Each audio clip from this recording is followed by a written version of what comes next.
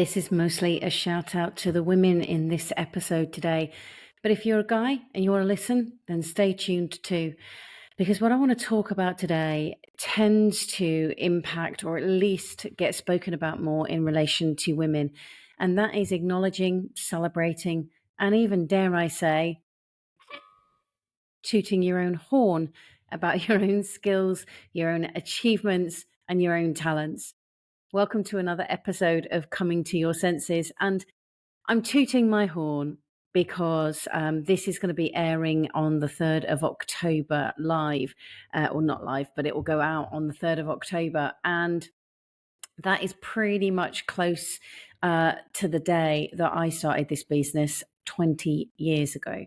Now, I cannot quite get my head around that A, 20 years have gone that fast, and B, that I'm still as much in love with this profession of being a coach as I was back in 2005 when I'd qualified first in 2005. I discovered it a few years before.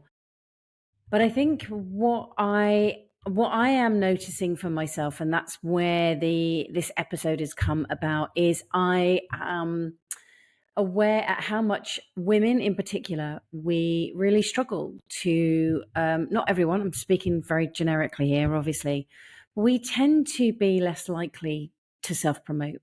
And there are many studies. There's studies in the Harvard Business Review, there's studies in PubMed, there's so many different places that I could list where they have done studies, and the whole thing around women downplaying their achievements, and really struggling to frame the impact that they have in a way that highlights their skills, how they could complement a team, what they could do to help an organization, a business, and even start their own business, sell their own products, their own services. They really do tend to struggle with promoting that. And I know this for myself. Believe it or not, this has been something that I would say pretty much from day one that I've struggled with. I stumbled into coaching through having a breakdown, attempting to take my own life, heading into counseling, attempting to sort out what was going on in my head at that point, and not really finding the process of counseling, or maybe it was the specific people that I worked with, that it just didn't resonate with me. It didn't give me the direction of travel that I was looking for out of the mess that I was in, or perceived mess that I was in at that time. And then a while after that, I stumbled across coaching. Very long story, so I won't bore you with that. But what I discovered through the process of coaching was it gave me an opportunity to get much clearer on not only where I am now, but where I wanted to be. Because up until that point, I was struggling with not really having a direction. I knew I was coming to the end of the career that I was in, and that had been all I'd wanted to do since I can remember, really, was work in the industry of theatre and television.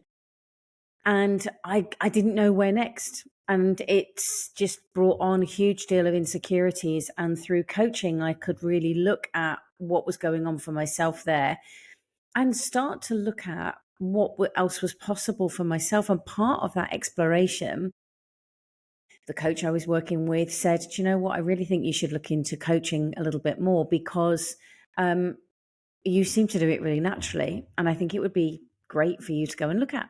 So I did. And they were right. I loved it. And I kept going to all of these courses and being actually a bit confused as to, there was a teacher at the front of the room that was teaching a particular technique or some communication skills. And all these people were like blown away. And I kept looking around the room and being, doesn't everybody already do this? Doesn't everyone already know this? And I hadn't realized how much A, was part of my character, my natural character. B, I had learned through the world of theatre and television as well, and navigating a lot of different personalities within that. And they were all just skills that I naturally had, but the environment that I had grown up with and the social pressures of being a woman of my generation, potentially being a British and more predominantly English woman, growing up in a household that had very Victorian viewpoints. There is no wonder really that I was taught, along with many other women, to be modest about my skill sets and work in a more collaborative way and be seeking to look to other people rather than recognizing, actually, I've got this skill and I'm really good at this. Let me utilize that in this team to support everybody else, and they can bring their own skills that they've got, and let's highlight each other in that way. It wasn't about that at all. It was much more self-effacing rather than being friendly and overtly honest with the skill sets that I had and the abilities that I have. But I just didn't see them at all. If you've listened to the first episode of Coming to Your Senses, you'll know that in the early 2000s, I experienced a breakdown. I tried different therapies, but it was coaching that truly helped me transform my life.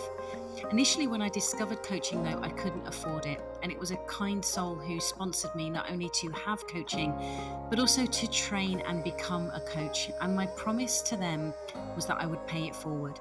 And I've done that in many ways over the years, initially through social media and private Facebook group called Confidence Revolution, and also through Coming to Your Senses, the podcast. But it triggered for me a passion to really want to make and create a secure, supportive space for people to be able to come together and have conversations that transform their lives. So I created the Conscious Conversations community. It's a group where we meet on more than once a month, and we have a focused theme which is guided by the community and facilitated by me. There's hundreds of hours of learning and resources and materials to help you transform your life in a like-minded space.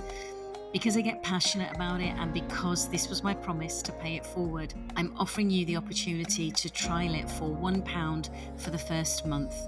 If that appeals to you, then head to juleswyman.online/conscious conversations offer. juleswyman.online/conscious conversations offer to explore what's available for you through being part of a conscious community. So I stumbled into coaching, stumbled into learning how to coach, and I genuinely had no intention of setting up in business at all. And going through the process of coaching, I had case studies. They started referring me to people. And before I know it, I had some people phoning and saying, can we book in? How much do you charge? And it was a little bit of, I get to charge for this? How does that work then? I had no idea of any other world really, business-wise, outside of show business. Genuinely, I didn't really know anything else other than that world. So many things, like being able to charge for what it is that you do. I know this may sound really odd, but it was true. I didn't know that you could do that. I thought you had to make something. I didn't realize you could charge for a service in that way. Even though I'd come across and was a freelancer myself most of the time, I sort of hadn't made that connection. So in 2005, I started the business. And as I will very often say, I didn't actually start the business started me. And what I noticed early on is that I found it a real challenge. I could say what I was doing. I could say what coaching was. But being able to share in a networking environment, even a social environment, really, what the outcome was that coaching gave clients. And I could see it very clearly, but I couldn't articulate it. So I found it really hard. And what I've known subsequently is that there is a cultural backlash that doesn't always happen. And I don't think that many people are doing it deliberately. But it tends to be that when a cultural way, if a woman promotes herself, she can be judged really harshly for it. Whereas a man is judged for when he does it, he's seen as confident. A woman tends to be seen as braggy.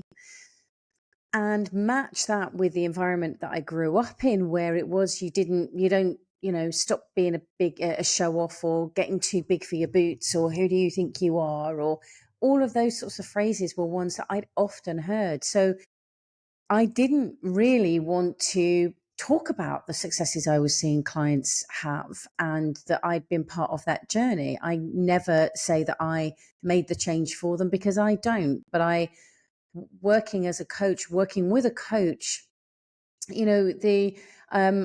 I've got a close friend who is an ex-Olympian, and she will say that she couldn't have done what she did and got to the level that she did without her many coaches of the various different things. But they never ran the race. She was the one that ran the race. But it's them that are there on the sidelines, metaphorically and literally, cheering her on, spotting things and going, how about tweak this? What about that? I've just seen this, have a go at that. And that's really what I do. But I get to witness clients do some pretty phenomenal things, but they're the ones that are doing it.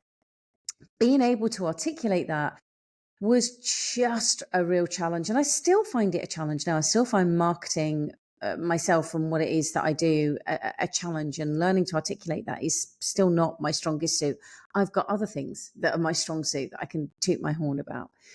But what I noticed was, I would say about 7 years into the business, working professionally as a coach, is I began to notice, it wasn't a term that was used a lot back then, but it was a term that somebody had sprinkled in my direction. I was like, oh, yeah, I get that. And that's imposter syndrome. And I've done podcast episodes about imposter syndrome. It's one of my favorite topics to do talks and trainings on, because I did a training recently, and a lady came up to me, very senior, and she said, I've been working in the industry for 20, 30 years now. And I've done a lot of courses, but I've never heard anybody talk about imposter syndrome the way that you do. And I found it really refreshing. And I think that what many women in particular, men do too. So if you're a man and you're listening to this, I know that this is not exclusive. I have male clients that have come to work with me specifically on imposter syndrome. So I know that it's not gender specific. It does reach across the board, but women do. They tend to have been studied more about it. We tend to be more vocal about it. And the impact that this can have, though, is we shrink. We don't put ourselves out there. We don't share our ideas. We don't challenge. We don't speak out when we've got something of value to say. And that means that opportunities don't come our way. People don't see us, and then we get frustrated as to, why have I not been seen for that particular opportunity? Why didn't somebody think about me in that way? We then start to recognize, that guys, we get passed over, but the guys are being seen, and because they're more vocal, they are they're more likely to say, oh yeah, I can do that, I've got this, and step forward, whereas we will tend to, as women, we tend to step back. And therefore, then when it comes to opportunities coming forward, and it might just be a fleeting conversation at a social event, for example, and you hear someone say something and you're like, oh, I'd love to know more about that, or I could do that, or I could help them with that, or I know someone who could help them with that. If it's the latter and we think, oh, I know someone who could help them with that, we will quickly jump on board and share and promote that person. I know, because I get referrals left, right, and center from people that promote me. But when it comes to saying, oh, yeah, I could do that, we tend not to do it. It's the same thing, and yet we will step back. And it just means that other people are losing out on the skills, the talent, the knowledge, the experience, the expertise that you do have, and you're just not sharing it. So I want to offer you some solutions. I don't just want to be that, here's the problem, here's the problem, here's the problem. I do want to give you some solutions in this podcast. And the first thing for me is look for evidence. So what's become more and more evident for me, and therefore makes promotion of what it is that I know that I can do, and I know that I'm very good at, is by collecting evidence. Collect the fact that I have been in business now, come October the 5th, for 20 years. Not only have the business hasn't gone under, it's stayed solvent during that time, but I've just kind of pointed to it. I get a lot of referrals. I have a lot of repeat business. I've just signed up a new client. I signed up a client this week who I've worked with a few years ago, and they've got something else going on, and they've like, can I come back and do some more work with you? That's not uncommon at all. I've got clients that have been around for a long time.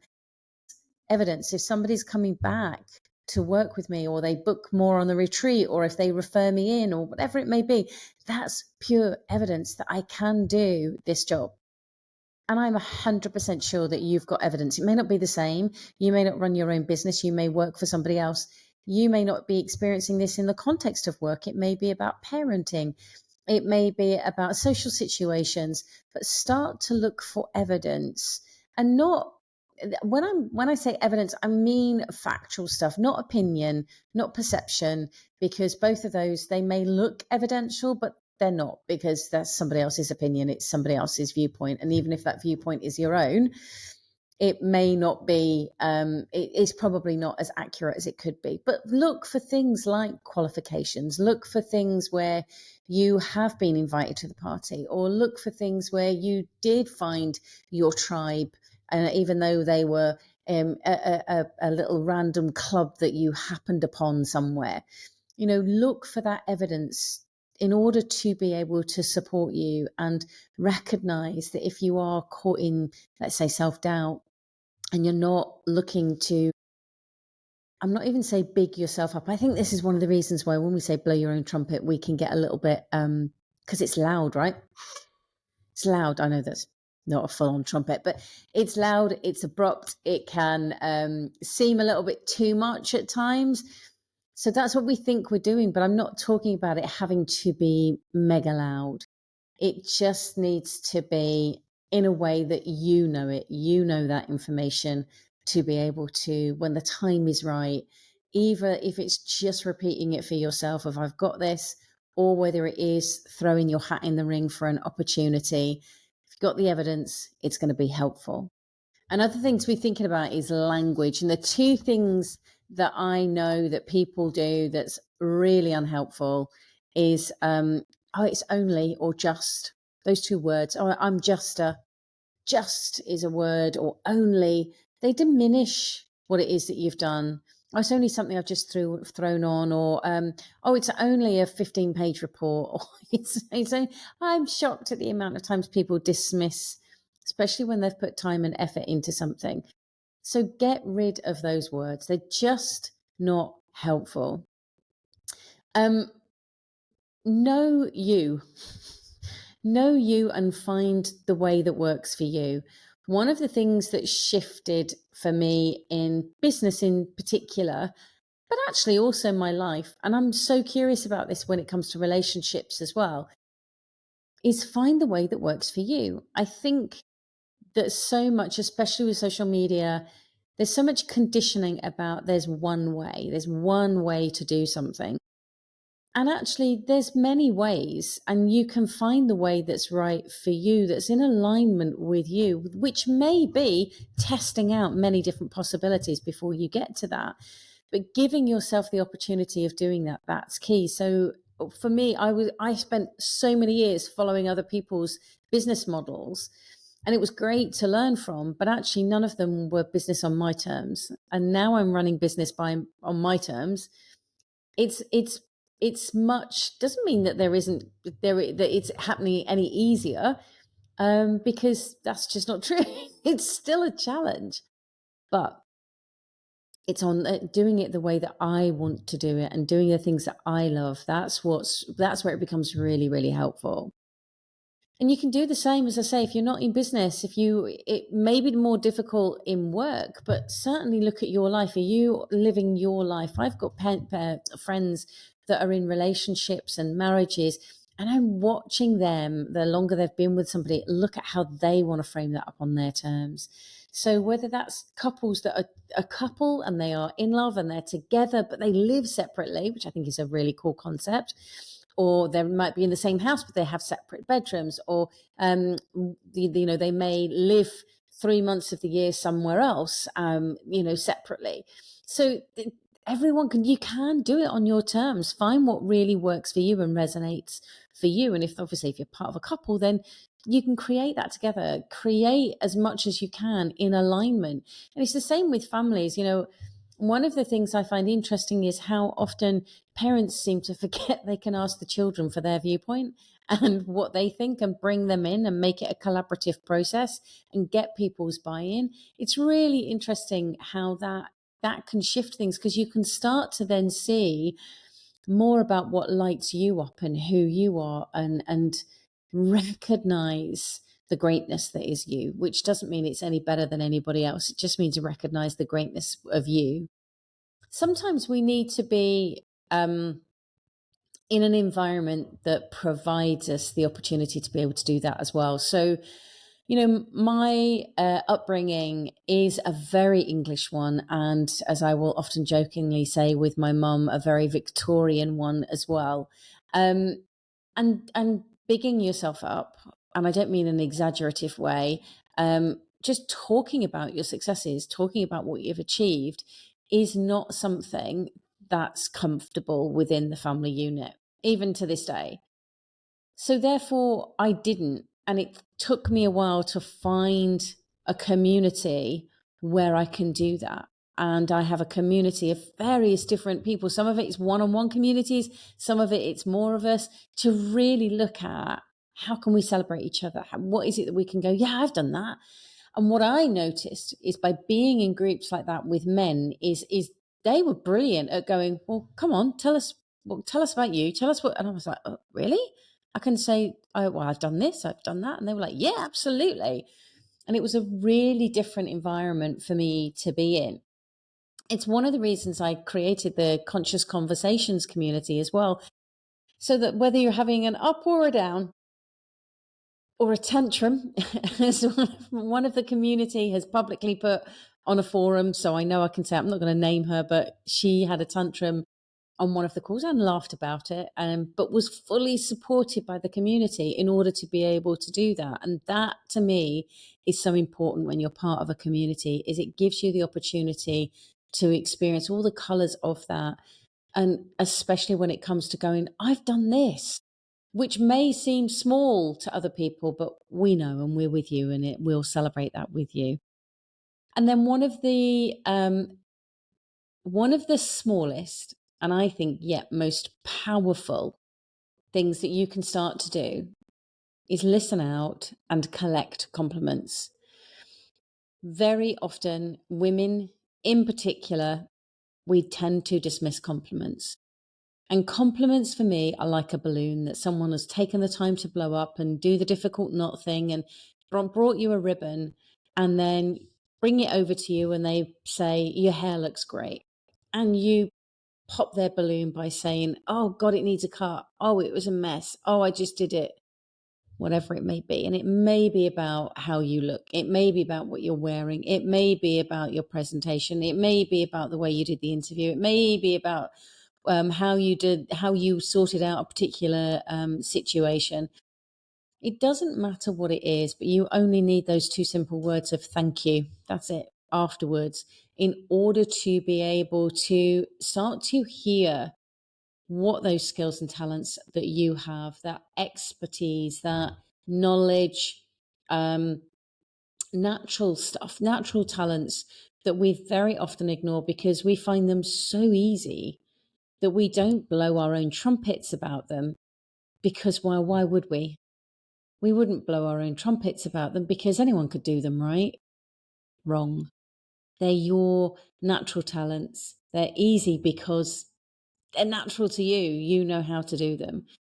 Really often I've had clients, especially when it comes to presentations, where this particular client I'm thinking of, where she was looking to put a presentation together and didn't know how to start it. So I asked her a few questions and I was jotting down things as she was talking. And I said, so basically then what you're looking to say is, and then based on the knowledge that she'd just shared with me, I launched into a presentation. And now I'm not an expert at all in the topic that she has. And she sat there on screen watching me. And at the end of it, she went, how do you do that? I was like, how do I do what? She said, you just did a talk like off the top of your head. And I've heard that compliment so often now. I have to Not I have to, I want to recognize that it's a genuine gift that I have and a talent that I have. And I love being able to help people with it. I am 100% sure that you have those too. You have those gifts and talents. And if you're struggling with a community in order to be able to share it with, then make sure whatever platform you're watching or listening to this, like and subscribe, because when you start, if you're listening to something like this, I guarantee that other people that are listening to this are the kind of community you want to be around. So it doesn't matter whether it's 20 minutes or 20 years, blow your own trumpet. Let people know, or just know for yourself what it is that you can do, what it is that you have done, and find the appropriate places to collect that information so that then when it's needed, social event, professional event, for you to be able to promote that interview, dating, whatever it may be. If you've got that information to hand in your mind, then it's going to make a difference and make it much, quote unquote, easier for you to be able to start promoting yourself and blowing your own trumpet. I look forward to speaking to you again on another episode of Coming to Your Senses. Take care.